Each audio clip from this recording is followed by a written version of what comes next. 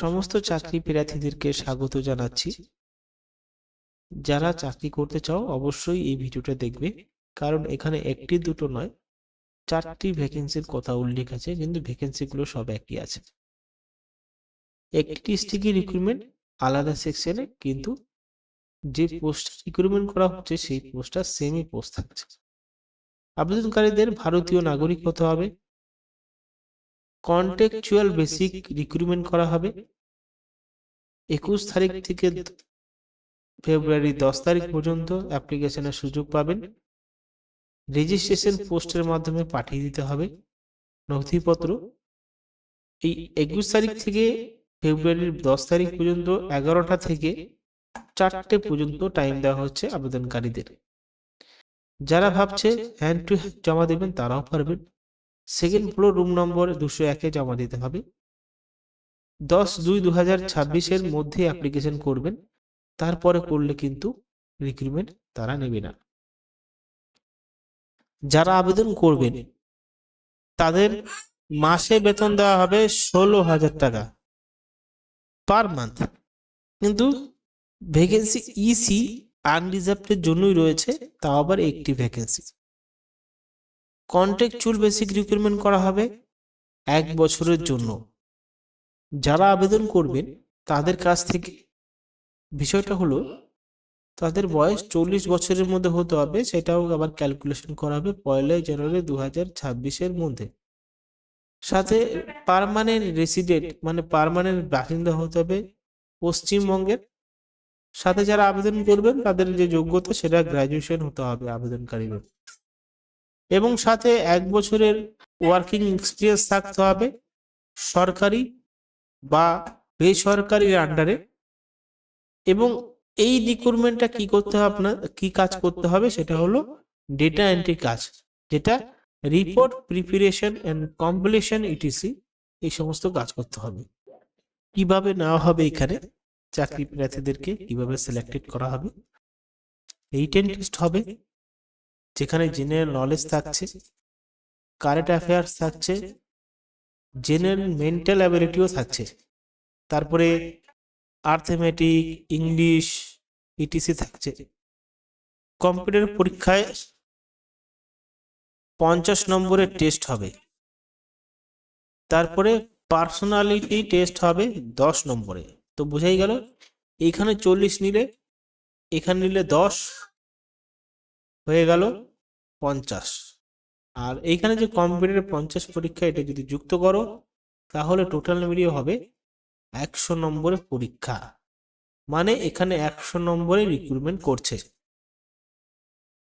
আরেকটি পোস্ট আছে, যেই পোস্টে বলা আছে যে 21,000 টাকা পার মান্থ বেতন দেওয়া হবে।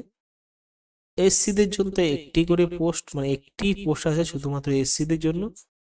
কন্ট্রাক্ট বেসিক রিক্রুটমেন্ট করা হবে 1 বছরের জন্য, কিন্তু 40 বছরের মধ্যে হতে হবে চাকরি প্রার্থীদেরকে।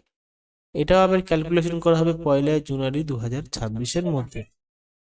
এই পোস্টের জন্য তোমাদের আরেকটি রয়েছে, সেটা হলো ডেটা এন্ট্রি অপারেটর। এখানে 16,000 টাকা বেতন দেওয়া হবে, একটি মাত্র ভ্যাকেন্সি থাকছে।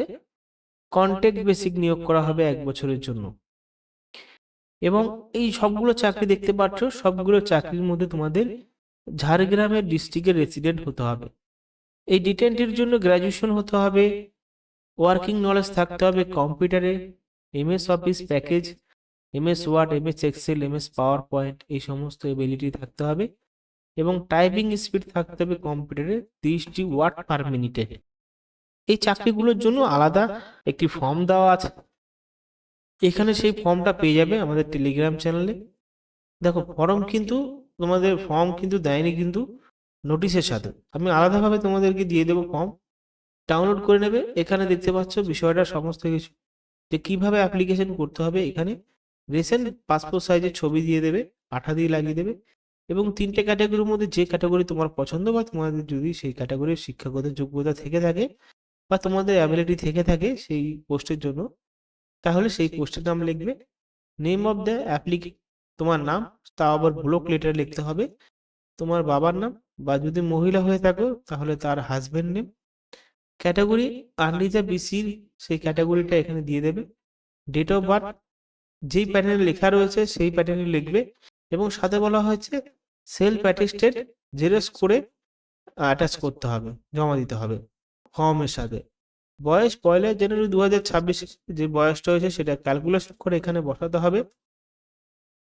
প্রেজেন্ট অ্যাড্রেস যেভাবে দেওয়া আছে, যেরকম স্টেটের নাম লিখবে বা ভিলেজের নাম লিখবে, পোস্ট অফিস দেবে, ব্লক বা মিউনিসিপ্যালিটি থাকলে সেটা লিখবে, পুলিশ স্টেশন লিখবে, পিনকোড দেবে, ডিস্ট্রিক্ট দেবে, স্টেট দেবে, মোবাইল নাম্বার দেবে, এবং দুটো যদি এক থাকে একই দেবে, আলাদা থাকলে আলাদা দেবে।